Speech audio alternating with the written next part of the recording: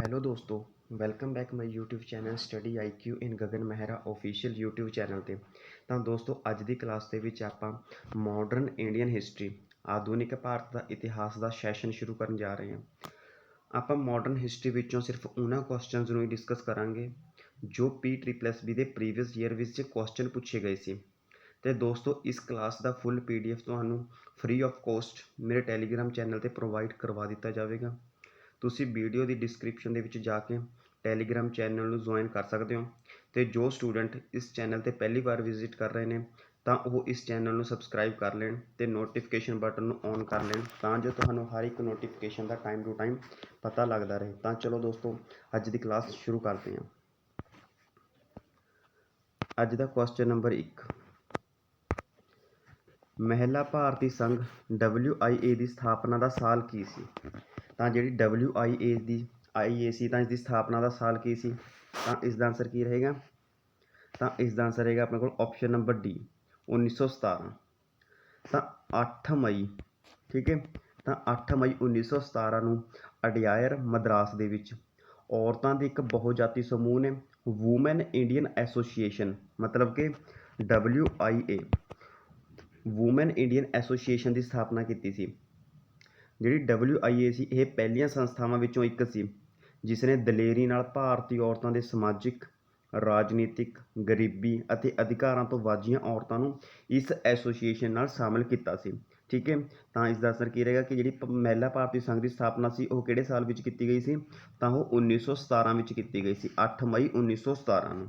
ਠੀਕ ਹੈ, ਦੇਖਦੇ ਹਾਂ ਨੈਕਸਟ ਕੁਐਸਚਨ। 1958 ਦੇ ਐਕਟ ਦੁਆਰਾ ਭਾਰਤ ਨੂੰ ਸ਼ਾਸਨ ਕੀਤਾ ਜਾਣਾ ਸੀ ਕੰਪਨੀ ਦੁਆਰਾ, ਤਾਜ ਦੇ ਨਾਮ 'ਤੇ, ਬੋਰਡ ਆਫ ਡਾਇਰੈਕਟਰਸ ਦੁਆਰਾ ਅਤੇ ਭਾਰਤ ਦੇ ਗਵਰਨਰ ਜਨਰਲ ਦੇ ਨਾਮ 'ਤੇ। ਤਾਂ ਇਸ ਦਾ ਆਨਸਰ ਕੀ ਰਹੇਗਾ? ਤਾਂ ਇਸ ਦਾ ਆਨਸਰ ਰਹੇਗਾ ਆਪਣੇ ਕੋਲ ਆਪਸ਼ਨ ਨੰਬਰ B, ਤਾਜ ਦੇ ਨਾਮ 'ਤੇ। ਠੀਕ ਹੈ, ਤਾਂ ਇਸ ਸੈਸ਼ਨ ਵਿੱਚ ਗੱਲ ਕੀਤੀ ਗਈ ਹੈ 1858 ਦੇ ਐਕਟ ਦੀ। ਤਾਂ ਜਿਹੜਾ 1858 ਦਾ ਐਕਟ ਹੈ ਇਹ 2 ਅਗਸਤ, ਠੀਕ ਹੈ, 2 ਅਗਸਤ 1858 ਨੂੰ ਲਾਗੂ ਕੀਤਾ ਗਿਆ ਸੀ। ਇਹ ਕਿਉਂ ਲਾਗੂ ਕੀਤਾ ਗਿਆ ਸੀ? ਤਾਂ ਇਸ ਐਕਟ ਦੇ ਦੁਆਰਾ ਜਿਹੜੀ ਬ੍ਰਿਟਿਸ਼ ਈਸਟ ਇੰਡੀਆ ਕੰਪਨੀ ਸੀ ਅਤੇ ਉਸਦੇ ਜਿਹੜੇ ਕਾਰਜ ਸੀ ਉਸਦਾ ਜਿਹੜਾ ਬ੍ਰਿਟਿਸ਼ ਤਾਜ ਦਾ ਤਬਾਦਲਾ ਕਰਨਾ ਸੀ ਇਸ ਐਕਟ ਦੇ ਦੁਆਰਾ। ਠੀਕ ਹੈ, ਤਾਂ ਇਸ ਦਾ ਆਨਸਰ ਕੀ ਹੈਗਾ?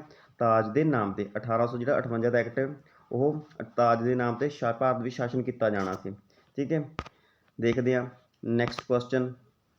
ਗਦਰ ਪਾਰਟੀ ਦੀ ਸਥਾਪਨਾ ਨਵੰਬਰ 1913 ਸੈਨ ਫਰਾਂਸਿਸਕੋ ਅਮਰੀਕਾ ਵਿਖੇ ਕਿਸ ਨੇ ਕੀਤੀ ਸੀ? ਠੀਕ ਹੈ, ਇਹ ਕਾਫੀ ਇੰਪੋਰਟੈਂਟ ਕੁਐਸਚਨ ਹੈ, ਐਗਜ਼ਾਮ ਦੇ ਵਿੱਚ ਕਾਫੀ ਵਾਰ ਰਿਪੀਟ ਹੋ ਚੁੱਕਿਆ। ਠੀਕ ਹੈ, ਗਦਰ ਪਾਰਟੀ ਦੀ ਸਥਾਪਨਾ, ਤਾਂ ਇਸ ਦਾ ਆਨਸਰ ਕੀ ਰਹੇਗਾ? ਤਾਂ ਇਸ ਦਾ ਆਨਸਰ ਰਹੇਗਾ ਆਪਣੇ ਕੋਲ ਆਪਸ਼ਨ ਨੰਬਰ B, ਲਾਲਾ ਹਰਦਿਆਲ ਨੇ। ਠੀਕ ਹੈ, ਇਹ ਤੁਸੀਂ ਯਾਦ ਰੱਖਣਾ ਹੈ। ਤਾਂ ਸੰਨ 1913 ਦੇ ਵਿੱਚ, ਠੀਕ ਹੈ, ਤਾਂ ਸੰਨ 1913 ਦੇ ਵਿੱਚ ਪੈਸੀਫਿਕ ਕੋਸਟ ਹਿੰਦੁਸਤਾਨ ਐਸੋਸੀਏਸ਼ਨ, ਠੀਕ ਹੈ, ਇਸ ਦਾ ਪੁਰਾਣਾ ਨਾਮ ਹੈ, ਇਸ ਨੂੰ ਪੈਸੀਫਿਕ ਕੋਸਟ ਹਿੰਦੁਸਤਾਨ ਦੇ ਨਾਮ ਨਾਲ ਜਾਣਿਆ ਜਾਂਦਾ ਸੀ। ਠੀਕ ਹੈ, ਤਾਂ ਕੀ ਕੀਤਾ? ਤਾਂ ਸੰਨ 1913 ਦੇ ਵਿੱਚ ਪੈਸੀਫਿਕ ਕੋਸਟ ਹਿੰਦੁਸਤਾਨ ਐਸੋਸੀਏਸ਼ਨ ਦੀ ਸਥਾਪਨਾ ਲਾਲਾ ਹਰਦਿਆਲ ਨੇ, ਠੀਕ ਹੈ, ਲਾਲਾ ਕਿਸ ਦੀ ਅਗਵਾਈ ਦੇ ਹੇਠ ਕੀਤੀ ਸੀ ਜਾਂ ਕਿਸ ਦੀ ਪ੍ਰਧਾਨਗੀ ਹੇਠ ਕੀਤੀ ਸੀ? ਤਾਂ ਸੋਹਣ ਸਿੰਘ ਭਕਨਾ ਦੀ। ਇਹ ਵੀ ਤੁਸੀਂ ਯਾਦ ਰੱਖਣਾ ਹੈ, ਕਿਸ ਦੀ ਪ੍ਰਧਾਨਗੀ ਹੇਠ? ਤਾਂ ਸੋਹਣ ਸਿੰਘ ਭਕਨਾ ਦੀ ਅਗਵਾਈ ਹੇਠ ਕੀਤੀ ਸੀ। ਠੀਕ ਹੈ, ਜਿਸ ਨੂੰ ਅੱਜ ਆਪਾਂ ਗਦਰ ਪਾਰਟੀ ਦੇ ਨਾਮ ਨਾਲ ਜਾਣਦੇ ਹਾਂ। ਠੀਕ ਹੈ, ਪਹਿਲਾਂ ਇਸ ਦਾ ਨਾਮ ਕੀ ਸੀ? ਤਾਂ ਇਸ ਦਾ ਨਾਮ ਸੀ ਪੈਸੀਫਿਕ ਕੋਸਟ ਹਿੰਦੁਸਤਾਨ ਐਸੋਸੀਏਸ਼ਨ। ਠੀਕ ਹੈ, ਤਾਂ ਕਿਸ ਦੀ ਪ੍ਰਧਾਨਗੀ ਹੇਠ ਕੀਤੀ ਸੀ? ਸੋਹਣ ਸਿੰਘ ਭਕਨਾ ਦੀ ਅਗਵਾਈ ਹੇਠ। ਤਾਂ ਇਸ ਨੂੰ ਅੱਜ ਆਪਾਂ ਜਿਹੜਾ ਗਦਰ ਪਾਰਟੀ ਦੇ ਨਾਮ ਨਾਲ ਜਾਣਦੇ ਹਾਂ। ਠੀਕ ਹੈ, ਅਤੇ ਜਿਹੜੇ ਇਸ ਪਾਰਟੀ ਦੇ ਮੈਂਬਰ ਸੀ ਉਹ ਅਮਰੀਕਾ ਅਤੇ ਕੈਨੇਡਾ ਦੇ ਪ੍ਰਵਾਸੀ ਸਿੱਖ ਸੀ। ਠੀਕ ਹੈ, ਅਤੇ ਅੱਗੇ ਗੱਲ ਕੀਤੀ ਜਾਵੇ ਤਾਂ ਜਿਹੜਾ ਗਦਰ ਪਾਰਟੀ ਜਿਹੜਾ ਪਹਿਲਾ ਅੰਕ ਸੀ ਉਹ 1 ਨਵੰਬਰ 1913 ਨੂੰ, ਠੀਕ ਹੈ, ਇਹ ਵੀ ਤੁਸੀਂ ਯਾਦ ਰੱਖਣਾ ਹੈ, 1 ਨਵੰਬਰ 1913 ਨੂੰ ਸੈਨ ਫਰਾਂਸਿਸਕੋ ਤੋਂ ਪ੍ਰਕਾਸ਼ਿਤ ਹੋਇਆ ਸੀ। ਇਹ ਤੁਸੀਂ ਯਾਦ ਰੱਖਣਾ ਹੈ। ਦੇਖਦੇ ਹਾਂ ਨੈਕਸਟ ਕੁਐਸਚਨ। ਪੂਨਾ ਪੈਕਟ 1932 ਵਿੱਚ ਕਿਸ ਕਿਸ ਵਿਚਕਾਰ ਇੱਕ ਸਮਝੌਤਾ ਹੋਇਆ ਸੀ? ਠੀਕ ਹੈ, ਜਿਹੜਾ ਪੂਨਾ ਪੈਕਟ 1932 ਸੀ ਉਹ ਕਿਸ ਕਿਸ ਵਿਚਕਾਰ ਸਮਝੌਤਾ ਹੋਇਆ ਸੀ? ਤਾਂ ਇਸ ਦਾ ਆਨਸਰ ਕੀ ਰਹੇਗਾ? ਤਾਂ ਇਸ ਦਾ ਆਨਸਰ ਰਹੇਗਾ ਆਪਸ਼ਨ ਨੰਬਰ B, ਗਾਂਧੀ ਅਤੇ ਅੰਬੇਦਕਰ ਦੇ ਵਿਚਕਾਰ। ਜਿਹੜਾ ਪੂਨਾ ਪੈਕਟ 1932 ਦੇ ਵਿੱਚ ਇੱਕ ਸਮਝੌਤਾ ਹੋਇਆ ਸੀ ਉਹ ਗਾਂਧੀ ਅਤੇ ਅੰਬੇਦਕਰ ਦੇ ਵਿਚਕਾਰ ਹੋਇਆ ਸੀ। ਤਾਂ ਗੱਲ ਕੀਤੀ ਜਾਵੇ ਤਾਂ ਅੱਜ ਤੋਂ ਜਿਹੜਾ 84 ਕੁ ਸਾਲ ਪਹਿਲਾਂ 24 ਸਤੰਬਰ 1932 ਨੂੰ, ਠੀਕ ਹੈ, ਇਹ ਵੀ ਡੇਟਾਂ ਤੁਸੀਂ ਯਾਦ ਰੱਖਣੀਆਂ ਨੇ, ਇਹ ਕਾਫੀ ਇੰਪੋਰਟੈਂਟ ਨੇ। ਠੀਕ ਹੈ, 24 ਸਤੰਬਰ 1932 ਨੂੰ ਡਾਕਟਰ ਬਾਬਾ ਸਾਹਿਬ ਅੰਬੇਦਕਰ ਅਤੇ ਮਹਾਤਮਾ ਗਾਂਧੀ ਦੇ ਵਿਚਕਾਰ ਇੱਕ ਸਮਝੌਤਾ ਹੋਇਆ ਸੀ। ਇਸ ਸਮਝੌਤੇ ਦੇ ਪੰਡਿਤ ਮਦਨ ਮੋਹਨ ਲਾਲ ਮਾਲਵੀਆ ਅਤੇ ਡਾਕਟਰ BR ਅੰਬੇਦਕਰ ਅਤੇ ਕੁਝ ਜਿਹੜੇ ਦਲਿਤ ਆਗੂ ਨੇ ਉਹਨਾਂ ਨੇ ਮਿਲ ਕੇ ਜਿਹੜੀ ਪੁਣੇ ਦੀ ਯਰਵਦਾ ਜੇਲ੍ਹ ਸੀ, ਪੁਣੇ ਦੀ ਯਰਵਦਾ ਜੇਲ੍ਹ ਦੇ ਵਿੱਚ ਮਰਨ ਵਰਤ ਰੱਖਿਆ ਸੀ। ਤਾਂ ਕਿਸ ਵਿਚਕਾਰ ਸਮਝੌਤਾ ਹੋਇਆ ਸੀ? ਗਾਂਧੀ ਅਤੇ ਅੰਬੇਦਕਰ ਦੇ ਵਿਚਕਾਰ। ਇਹ ਵੀ ਐਗਜ਼ਾਮ ਦੇ ਲਈ ਕਾਫੀ ਇੰਪੋਰਟੈਂਟ ਕੁਐਸਚਨ ਹੈ। ਵੱਧਦੇ ਹਾਂ ਨੈਕਸਟ ਕੁਐਸਚਨ ਤੇ। ਮੁਕੱਦਮੇ ਨਾਲ ਨਜਿੱਠਣ ਵਾਲੇ 1945 ਦੇ ਕੇਸ ਵਿੱਚ ਹੇਠਾਂ ਦਿੱਤੇ ਰਾਸ਼ਟਰੀ ਨੇਤਾਵਾਂ ਵਿੱਚੋਂ ਕਿਸ ਨੇ ਇੰਡੀਅਨ ਨੈਸ਼ਨਲ ਆਰਮੀ ਦੇ ਸੈਨਿਕਾਂ ਦਾ ਬਚਾਅ ਨਹੀਂ ਕੀਤਾ? ਠੀਕ ਹੈ, ਤਾਂ ਇਸ ਦਾ ਆਨਸਰ ਕੀ ਰਹੇਗਾ? ਤਾਂ ਇਸ ਦਾ ਆਨਸਰ ਰਹੇਗਾ ਆਪਣੇ ਕੋਲ ਆਪਸ਼ਨ ਨੰਬਰ ਸੀ, ਰਾਜ ਗੋਪਾਲਾਚਾਰੀ ਨੇ। ਠੀਕ ਹੈ, ਕੀ ਕੀਤਾ ਸੀ? ਤਾਂ ਰਾਜ ਗੋਪਾਲਾਚਾਰੀ ਜਿਹੜੇ ਰਾਸ਼ਟਰੀ ਨੇਤਾ ਸੀ, ਉਹ ਰਾਜ ਗੋਪਾਲਾਚਾਰੀ ਨੇ ਮੁਕੱਦਮੇ ਨਾਲ ਨਜਿੱਠਣ ਵਾਲੇ 1945 ਦੇ ਕੇਸ ਵਿੱਚ ਜਿਹੜੇ ਇੰਡੀਅਨ ਨੈਸ਼ਨਲ ਆਰਮੀ ਦੇ ਸੈਨਿਕ ਸੀ ਉਹਨਾਂ ਦਾ ਬਚਾਅ ਨਹੀਂ ਕੀਤਾ ਸੀ। ਇਹ ਵੀ ਤੁਸੀਂ ਯਾਦ ਰੱਖਣਾ, ਇਹ ਵੀ ਕਾਫੀ ਇੰਪੋਰਟੈਂਟ ਕੁਐਸਚਨ ਨੇ। ਦੇਖਦੇ ਹਾਂ ਨੈਕਸਟ ਕੁਐਸਚਨ। 19ਵੀਂ ਸਦੀ ਵਿੱਚ ਭਾਰਤੀ ਦਸਤਕਾਰੀ ਉਦਯੋਗ ਦੀ ਗਿਰਾਵਟ ਦਾ ਕੀ ਕਾਰਨ ਸੀ? ਠੀਕ ਹੈ, ਜਿਹੜੀ 19ਵੀਂ ਸਦੀ ਦੇ ਵਿੱਚ ਆਪਣੀ ਦਸਤਕਾਰੀ ਉਦਯੋਗ ਸੀ ਉਸ ਦੇ ਵਿੱਚ ਗਿਰਾਵਟ ਆ ਗਈ ਸੀ, ਤਾਂ ਉਸ ਦਾ ਕਾਰਨ ਕੀ ਸੀ? ਤਾਂ ਇਹਨਾਂ ਵਿੱਚੋਂ ਕੀ ਆਨਸਰ ਰਹੇਗਾ? ਤਾਂ ਇਹਨਾਂ ਵਿੱਚ ਆਨਸਰ ਰਹੇਗਾ ਆਪਸ਼ਨ ਨੰਬਰ ਡੀ, ਉਪਰੋਕਤ ਸਾਰੇ। ਠੀਕ ਹੈ, ਤਾਂ ਇਹ ਉਪਰੋਕਤ ਸਾਰੇ 19ਵੀਂ ਸਦੀ ਵਿੱਚ ਭਾਰਤੀ ਹੈਂਡੀਕ੍ਰਾਫਟ ਉਦਯੋਗ ਦੇ ਪਤਨ ਲਈ ਜ਼ਿੰਮੇਵਾਰ ਸਨ। ਠੀਕ ਹੈ, ਜਿਸ ਕਾਰਨ ਭਾਰਤੀ ਉਦਯੋਗ ਦਾ ਪਤਨ ਹੋ ਗਿਆ ਸੀ ਜਾਂ ਗਿਰਾਵਟ ਆ ਗਈ ਸੀ। ਇਹ ਵੀ ਤੁਸੀਂ ਯਾਦ ਰੱਖਣਾ ਹੈ। ਠੀਕ ਹੈ, ਦੇਖਦੇ ਹਾਂ ਨੈਕਸਟ ਕੁਐਸਚਨ। 1877 ਦੇ ਸ਼ਾਹੀ ਦਰਬਾਰ ਵਿੱਚ ਹੱਥਾਂ ਨਾਲ ਕੱਤੀ ਹੋਈ ਖਾਦੀ ਪਹਿਨ ਕੇ ਕੌਣ ਹਾਜ਼ਰ ਹੋਇਆ ਸੀ? ਇਹ ਕਾਫੀ ਇੰਪੋਰਟੈਂਟ ਕੁਐਸਚਨ ਹੈ। ਜਿਹੜਾ 1877 ਦਾ ਸ਼ਾਹੀ ਦਰਬਾਰ ਸੀ ਉਸ ਵਿੱਚ ਕੱਤੀ ਹੋਈ ਖਾਦੀ ਪਹਿਨ ਕੇ ਕੌਣ ਹਾਜ਼ਰ ਹੋਇਆ ਸੀ? ਤਾਂ ਇਸ ਦਾ ਆਨਸਰ ਕੀ ਰਹੇਗਾ? ਤਾਂ ਇਸ ਦਾ ਆਨਸਰ ਰਹੇਗਾ ਆਪਣੇ ਕੋਲ option number D, Ganesh Vasudev Joshi. ਠੀਕ ਹੈ, ਜਿਹੜਾ ਗਣੇਸ਼ ਵਾਸੂਦੇਵ ਜੋਸ਼ੀ ਸੀ ਉਹ ਜਿਹੜੀ ਹੱਥਾਂ ਨਾਲ ਕੱਤੀ ਹੋਈ ਖਾਦੀ ਪਹਿਨ ਕੇ ਹਾਜ਼ਰ ਹੋਇਆ ਸੀ।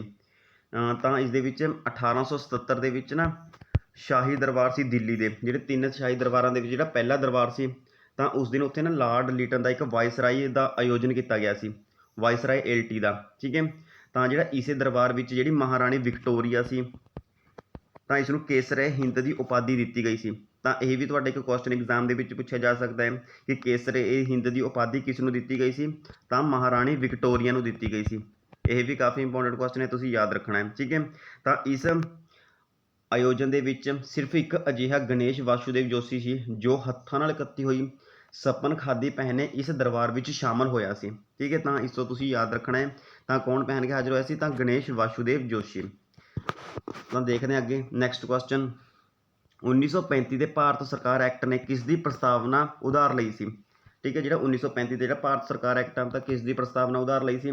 ਤਾਂ ਇਸ ਦਾ ਆਨਸਰ ਕੀ ਰਹੇਗਾ? ਤਾਂ ਆਪਸ਼ਨ ਨੰਬਰ ਸੀ, 1919 ਦੇ ਭਾਰਤ ਸਰਕਾਰ ਐਕਟ ਤੋਂ। ਠੀਕ ਹੈ, ਤਾਂ ਜਿਹੜਾ 1935 ਦੇ ਭਾਰਤ ਸਰਕਾਰ ਐਕਟ ਨੇ ਆਪਣੀ ਪ੍ਰਸਤਾਵਨਾ ਭਾਰਤ ਸਰਕਾਰ ਦੇ ਐਕਟ 1919 ਤੋਂ ਉਧਾਰ ਲਈ ਸੀ। ਇਹ ਵੀ ਤੁਸੀਂ ਯਾਦ ਰੱਖਣਾ, ਇਹ ਵੀ ਕਾਫੀ ਇੰਪੋਰਟੈਂਟ ਕੁਐਸਚਨ ਹੈ। ਦੇਖਦੇ ਹਾਂ ਨੈਕਸਟ ਕੁਐਸਚਨ। 1935 ਦੇ ਭਾਰਤ ਸਰਕਾਰ ਐਕਟ ਬਾਰੇ ਹੇਠ ਲਿਖੇ ਕਥਨਾਂ ਵਿੱਚੋਂ ਕਿਹੜਾ ਸਹੀ ਨਹੀਂ ਹੈ? ਤਾਂ ਇਸ ਦਾ ਆਨਸਰ ਕੀ ਰਹੇਗਾ? ਤਾਂ ਇਸ ਦਾ ਆਨਸਰ ਰਹੇਗਾ ਆਪਣੇ ਕੋਲ ਆਪਸ਼ਨ ਨੰਬਰ ਏ, ਪ੍ਰਾਂਤਾਂ ਵਿੱਚ ਡਾਇਰੈਕੀ ਦੀ ਸਥਾਪਨਾ ਕੀਤੀ ਗਈ ਸੀ।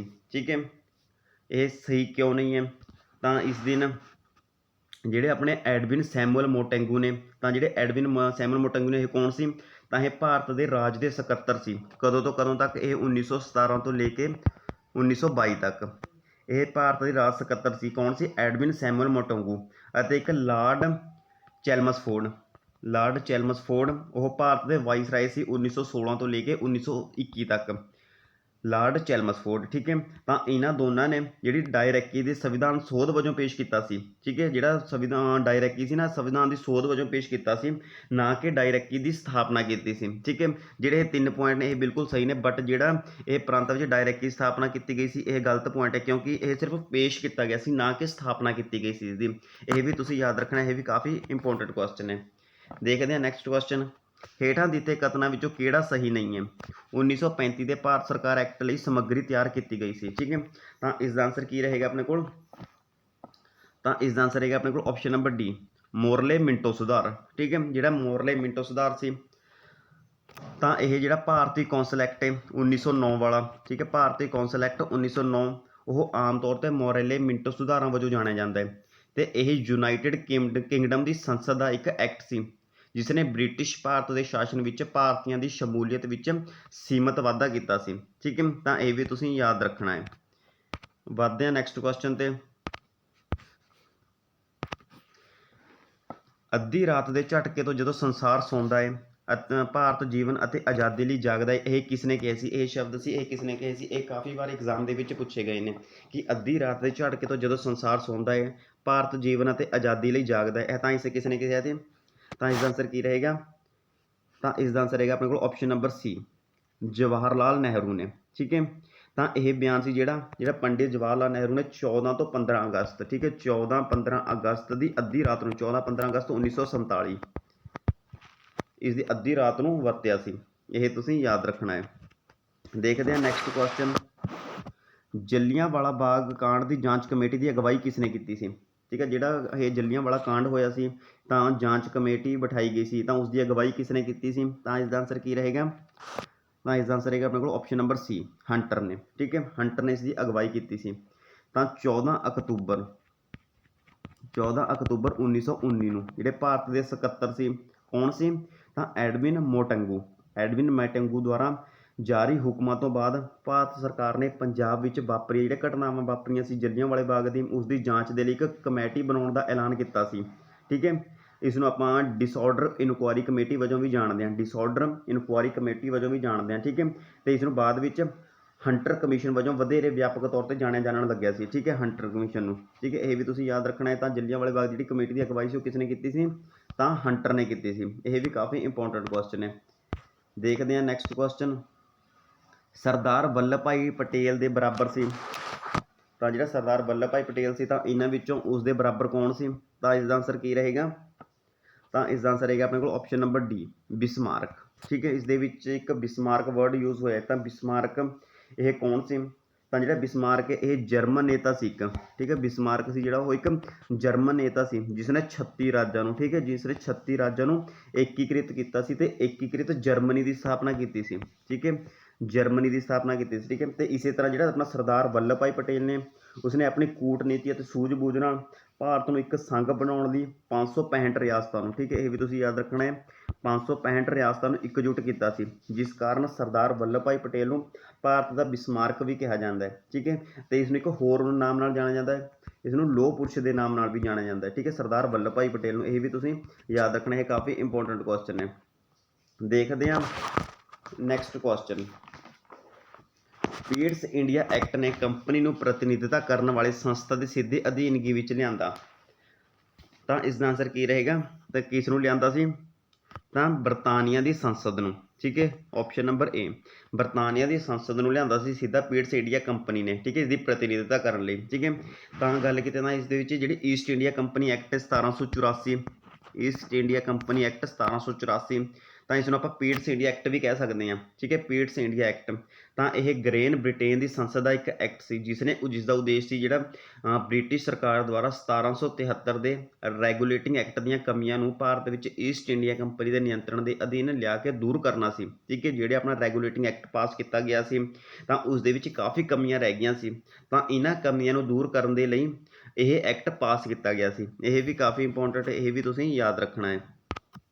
ਦੇਖਦੇ ਹਾਂ ਨੈਕਸਟ ਕੁਐਸਚਨ, ਲਾਰਡ ਮਾਊਂਟਬੈਟਨ ਨਾਲ ਭਾਰਤ ਦੇ ਨੇੜੇ ਆ ਰਹੀ ਵੰਡ ਬਾਰੇ ਵਿਸਤ੍ਰਿਤ ਚਰਚਾ ਕਿਸ ਨੇ ਕੀਤੀ ਸੀ? ਠੀਕ ਹੈ, ਜਿਹੜਾ ਲਾਰਡ ਮਾਊਂਟਬੈਟਨ ਨਾਲ ਭਾਰਤ ਦੇ ਨੇੜੇ ਆ ਰਹੀ ਵੰਡ ਸੀ, ਜਦੋਂ ਵੰਡ ਨੇੜੇ ਆ ਰਹੀ ਸੀ ਤਾਂ ਇਸ ਦੇ ਵਿੱਚ ਵਿਸਤ੍ਰਿਤ ਚਰਚਾ ਹੋਈ ਸੀ, ਉਹ ਕਿਹਨਾਂ ਵਿਚਕਾਰ ਹੋਈ ਸੀ? ਤਾਂ ਇਸ ਦਾ ਆਂਸਰ ਕੀ ਰਹੇਗਾ? ਤਾਂ ਇਹ ਉਪਰੋਕਤ ਸਾਰੇ, ਇਹ ਜਿੰਨੇ ਵੀ ਮੈਂਬਰ ਸੀ ਇਹਨਾਂ ਦੇ ਵਿਚਕਾਰ ਇਹ ਚਰਚਾ ਹੋਈ ਸੀ। ਤਾਂ ਜਿਹੜਾ ਲਾਰਡ ਮਾਊਂਟਬੈਟਨ ਸੀ ਤਾਂ ਇਹ ਸਰਦਾਰ ਪਟੇਲ, ਮੌਲਾਨਾ ਆਜ਼ਾਦ, ਜਵਾਹਰ ਲਾਲ ਨਹਿਰੂ, ਗਾਂਧੀ ਜੀ ਅਤੇ ਹੋਰ ਪ੍ਰਮੁੱਖ ਜਿੰਨੇ ਵੀ ਨੇਤਾ ਸੀ ਉਹ ਭਾਰਤ ਦੇ ਨੇੜੇ ਆ ਰਹੀ ਵੰਡ ਦੀ ਇਸ ਵਿਸ਼ੇ ਵਿੱਚ ਖੁੱਲ੍ਹ ਕੇ ਗੱਲਬਾਤ ਕੀਤੀ ਗਈ ਸੀ। ਠੀਕ ਹੈ, ਭਾਰਤ ਦੀ ਵੰਡ ਬਾਰੇ। ਅੱਗੇ ਦੇਖਦੇ ਹਾਂ ਨੈਕਸਟ ਕੁਐਸਚਨ, ਇੱਕ ਅਕੌਂਤੀ ਹੈ ਬਲੈਕ ਹੋਲ ਟ੍ਰੈਜਡੀ, ਇਹ ਕਿੱਥੇ ਵਾਪਰੀ ਸੀ? ਇਹ ਕਾਫੀ ਵਾਰ ਐਗਜ਼ਾਮ ਦੇ ਵਿੱਚ ਪੁੱਛਿਆ ਜਾ ਸਕਦਾ, ਤਕਰੀਬਨ ਹਰ ਇੱਕ ਐਗਜ਼ਾਮ ਦੇ ਵਿੱਚ ਪੁੱਛਿਆ ਗਿਆ ਹੈ ਕਿ ਜਿਹੜੀ ਅਕੌਂਤੀ ਹੈ ਬਲੈਕ ਹੋਲ ਟ੍ਰੈਜਡੀ ਇਹ ਕਿੱਥੇ ਵਾਪਰੀ ਸੀ? ਤਾਂ ਇਸ ਦਾ ਆਂਸਰ ਕੀ ਰਹੇਗਾ? ਤਾਂ ਆਪਸ਼ਨ ਨੰਬਰ ਸੀ, ਕਲਕੱਤਾ ਦੇ ਵਿੱਚ ਵਾਪਰੀ ਸੀ ਇਹ। ਤਾਂ ਜਿਹੜੀ ਬਲੈਕ ਹੋਲ ਟ੍ਰੈਜਡੀ ਇਹ 1756 ਦੇ ਵਿੱਚ ਵਾਪਰੀ ਸੀ, 1756 ਈਸਵੀ ਦੇ ਵਿੱਚ ਕਲਕੱਤਾ ਦੇ ਫੋਰਟ ਵਿਲੀਅਮ। ਠੀਕ ਹੈ, ਕਲਕੱਤਾ ਦਾ ਇੱਕ ਫੋਰਟ ਵਿਲੀਅਮ ਦੇ ਵਿੱਚ ਵਾਪਰੀ ਸੀ। ਤਾਂ ਇਸ ਦੇ ਪਿਛੋਕੜ ਦੀ ਗੱਲ ਕਰੀਏ ਤਾਂ ਜਿਹੜੇ ਬੰਗਾਲ ਦੇ ਨਵਾਬ ਨੇ ਈਸਟ ਇੰਡੀਆ ਕੰਪਨੀ ਨੂੰ ਜਿਹੜਾ ਕਲਕੱਤਾ ਇੱਕ ਵਪਾਰੀਆਂ ਦੇ ਵਜੋਂ ਕੁਝ ਵਿਸ਼ੇਸ਼ ਅਧਿਕਾਰ ਦਿੱਤੇ ਸੀ, ਉੱਥੇ ਵਪਾਰ ਕਰਨ ਆਏ ਸੀ ਈਸਟ ਇੰਡੀਆ ਕੰਪਨੀ ਵਾਲੇ, ਤਾਂ ਉਸ ਬੰਗਾਲ ਦੇ ਜਿਹੜਾ ਬੰਗਾਲ ਦਾ ਸ਼ਾਸਕ ਸੀ ਉਸਨੇ ਇਹਨਾਂ ਨੂੰ ਵਪਾਰ ਕਰਨ ਦੇ ਲਈ ਕੁਝ ਅਧਿਕਾਰ ਦੇ ਦਿੱਤੇ ਅਤੇ ਕੀ ਕੀਤਾ, ਜਿਹੜਾ ਫੋਰਟ ਵਿਲੀਅਮ ਸੀ, ਇੱਕ ਛੋਟਾ ਜਿਹਾ ਕਿਲਾ ਸੀ, ਉੱਥੇ ਇਹਨਾਂ ਨੂੰ ਇਜਾਜ਼ਤ ਦੇ ਦਿੱਤੀ ਇੱਕ ਕਿਲਾ ਬਣਾਉਣ ਦੇ ਲਈ। ਤਾਂ ਉਹਨਾਂ ਨੇ ਕਿਲੇ ਦੇ ਨਾਲ ਉੱਥੇ ਇੱਕ ਫੌਜ ਟੁਕੜੀ ਦਾ ਨਿਰਮਾਣ ਵੀ ਕਰ ਲਿਆ, ਜਿਸ ਕਾਰਨ ਇਹ ਬਲੌਕ ਹਾਲ ਟ੍ਰੈਜਡੀ ਦਾ ਵਾਪਰੀ ਸੀ ਉੱਥੇ। ਅੱਗੇ ਦੇਖਦੇ ਹਾਂ ਆਪਾਂ ਨੈਕਸਟ ਕੁਐਸਚਨ। ਮਹਾਤਮਾ ਗਾਂਧੀ ਨੇ ਸਭ ਤੋਂ ਪਹਿਲਾਂ ਭਾਰਤ ਵਿੱਚ ਆਪਣੀਆਂ ਸਿਆਸੀ ਗਤੀਵਿਧੀਆਂ ਕਿੱਥੇ ਸ਼ੁਰੂ ਕੀਤੀਆਂ ਸਨ? ਤਾਂ ਇਸ ਦਾ ਆਨਸਰ ਕੀ ਰਹੇਗਾ? ਇਹ ਵੀ ਕਾਫੀ ਇੰਪੋਰਟੈਂਟ ਕੁਐਸਚਨ ਹੈ। ਤਾਂ ਇਸ ਦਾ ਆਨਸਰ ਕੀ ਰਹੇਗਾ? ਤਾਂ ਚੰਪਾਰਨ ਜ਼ਿਲ੍ਹੇ ਦੇ ਵਿੱਚ। ਕੀ ਕੀਤਾ ਸੀ ਚੰਪਾਰਨ ਜ਼ਿਲ੍ਹੇ ਦੇ ਵਿੱਚ? ਤਾਂ ਜਿਹੜੀਆਂ ਆਪਣਾ ਪਹਿਲਾਂ ਸਿਆਸੀ ਗਤੀਵਿਧੀਆਂ ਸੀ ਉਹ ਚੰਪਾਰਨ ਜ਼ਿਲ੍ਹੇ ਦੇ ਵਿੱਚ ਸ਼ੁਰੂ ਕੀਤੀਆਂ ਸੀ। ਇਹ ਕਿਉਂ ਸ਼ੁਰੂ ਕੀਤੀਆਂ ਸੀ? ਤਾਂ ਜਿਹੜਾ 1917 ਦੇ ਵਿੱਚ ਜਿਹੜਾ ਰਾਜਕੁਮਾਰ ਸ਼ੁਕਲਾ ਸੀ, 1917 ਦੇ ਵਿੱਚ ਰਾਜਕੁਮਾਰ ਸ਼ੁਕਲਾ ਨੇ ਗਾਂਧੀ ਜੀ ਨੂੰ ਸੱਦਾ ਦਿੱਤਾ ਕਿ ਉਹ ਬਿਹਾਰ ਦੇ ਚੰਪਾਰਨ ਪਿੰਡ ਵਿੱਚ ਆਵੇ। ਤਾਂ ਉਸ ਸਮੇਂ ਉੱਥੇ ਤਿੰਨ ਕਾਠੀਆ ਪ੍ਰਥਾ, ਠੀਕ ਹੈ, ਕਿਹੜੀ ਪ੍ਰਥਾ ਪ੍ਰਚਲਿਤ ਸੀ? ਤਿੰਨ ਕਾਠੀਆ ਪ੍ਰਥਾ ਪ੍ਰਚਲਿਤ ਸੀ। ਇਸ ਪ੍ਰਥਾ ਦੇ ਵਿੱਚ ਕੀ ਹੁੰਦਾ ਸੀ? ਤਾਂ ਇਸ ਪ੍ਰਥਾ ਦੇ ਵਿੱਚ ਜਿਹੜਾ ਕਿਸਾਨਾਂ ਨੂੰ ਜ਼ਮੀਨ ਦੇ 3/20 ਹਿੱਸੇ ਦੇ ਵਿੱਚ ਇੰਡੀਗੋ ਉਗਾਉਣ ਲਈ ਮਜਬੂਰ ਕੀਤਾ ਗਿਆ ਸੀ, ਠੀਕ ਹੈ, ਇੰਡੀਗੋ ਉਗਾਉਣ ਲਈ ਮਜਬੂਰ ਕੀਤਾ ਗਿਆ ਸੀ। ਤਾਂ ਗਾਂਧੀ ਜੀ ਨੇ ਇਸ ਪ੍ਰਥਾ ਦਾ ਵਿਰੋਧ ਕੀਤਾ ਅਤੇ ਚੰਪਾਰਨ ਸੱਤਿਆਗ੍ਰਹਿ ਦਾ ਆਯੋਜਨ ਕੀਤਾ, ਠੀਕ ਹੈ। ਇਹ ਵੀ ਤੁਸੀਂ ਯਾਦ ਰੱਖਣਾ, ਇਹ ਕਾਫੀ ਇੰਪੋਰਟੈਂਟ ਕੁਐਸਚਨ ਹੈ। ਦੇਖਦੇ ਹਾਂ ਨੈਕਸਟ ਕੁਐਸਚਨ। ਦਾਦਾ ਭਾਈ ਨੌਰੋਜੀ ਦੁਆਰਾ ਸਵਰਾਜ ਦਾ ਅਰਥ ਕੀ ਹੈ? ਇਹ ਵੀ ਕਾਫੀ ਵਾਰ ਐਗਜ਼ਾਮ ਦੇ ਵਿੱਚ ਪੁੱਛਿਆ ਗਿਆ, ਠੀਕ ਹੈ। ਸਵਰਾਜ ਦਾ ਕੀ ਅਰਥ ਹੈ? ਤਾਂ ਇਸ ਦਾ ਆਨਸਰ ਕੀ ਰਹੇਗਾ? ਤਾਂ ਇਸ ਦਾ ਆਨਸਰ ਰਹੇਗਾ ਆਪਣੇ ਕੋਲ ਆਪਸ਼ਨ ਨੰਬਰ ਬੀ, ਸਵੈ ਸਰਕਾਰ, ਠੀਕ ਹੈ। ਤਾਂ ਸਵਰਾਜ ਦਾ ਕੀ ਅਰਥ ਹੈ? ਸਵੈ ਸਰਕਾਰ। ਤਾਂ ਇਹ ਜਿਹੜੇ ਦਾਦਾ ਭਾਈ ਨੌਰੋਜੀ ਨੇ ਇਹ ਭਾਰਤੀ ਰਾਸ਼ਟਰੀ ਕਾਂਗਰਸ ਦੇ ਇੱਕ ਪ੍ਰਮੁੱਖ ਨੇਤਾ ਸਨ, ਠੀਕ ਹੈ। ਤਾਂ ਸਵਰਾਜ ਦੀ ਮੰਗ ਜਿਹੜੀ ਸਭ ਤੋਂ ਪਹਿਲਾਂ ਦਾਦਾ ਭਾਈ ਨੌਰੋਜੀ ਦੁਆਰਾ 1906 ਵਿੱਚ, ਠੀਕ ਹੈ, ਦਾਦਾ ਭਾਈ ਨੌਰੋਜੀ ਦੁਆਰਾ 1906 ਦੇ ਵਿੱਚ ਇੰਡੀਅਨ ਨੈਸ਼ਨਲ ਕਾਂਗਰਸ ਦੇ ਕਲਕੱਤਾ ਸੈਸ਼ਨ ਵਿੱਚ ਉਠਾਈ ਗਈ ਸੀ। ਇਹ ਵੀ ਤੁਸੀਂ ਯਾਦ ਰੱਖਣਾ ਹੈ। ਉਹਨਾਂ ਦੇ ਅਨੁਸਾਰ ਜਿਹੜਾ ਸਵਰਾਜ ਦਾ ਅਰਥ ਸੀ ਉਹ ਸੀ ਸਵੈ ਸ਼ਾਸਨ ਜਾਂ ਸਵੈ ਸਰਕਾਰ, ਠੀਕ ਹੈ। ਇਹ ਤੁਸੀਂ ਯਾਦ ਰੱਖਣਾ, ਇਹ ਵੀ ਕਾਫੀ ਇੰਪੋਰਟੈਂਟ ਕੁਐਸਚਨ ਹੈ। ਦੇਖਦੇ ਹਾਂ ਨੈਕਸਟ ਕੁਐਸਚਨ। ਰੋਹੇਲਿਆ ਨੇ 1761 ਦੀ ਲੜਾਈ ਵਿੱਚ ਅਫਗਾਨ ਹਮਲਾਵਰਾਂ ਦੀ ਮਦਦ ਕੀਤੀ, ਠੀਕ ਹੈ। ਤਾਂ ਉਹ ਕਿਹੜੀ ਲੜਾਈ ਦੇ ਵਿੱਚ ਮਦਦ ਕੀਤੀ ਸੀ? ਤਾਂ ਇਸ ਦਾ ਆਨਸਰ ਕੀ ਰਹੇਗਾ? ਤਾਂ ਆਪਸ਼ਨ ਨੰਬਰ ਡੀ, ਪਾਣੀਪਤ ਦੀ ਲੜਾਈ, ਠੀਕ ਹੈ। ਤਾਂ ਪਾਣੀਪਤ ਦੀ ਲੜਾਈ ਦੇ ਵਿੱਚ ਮਦਦ ਕੀਤੀ ਸੀ।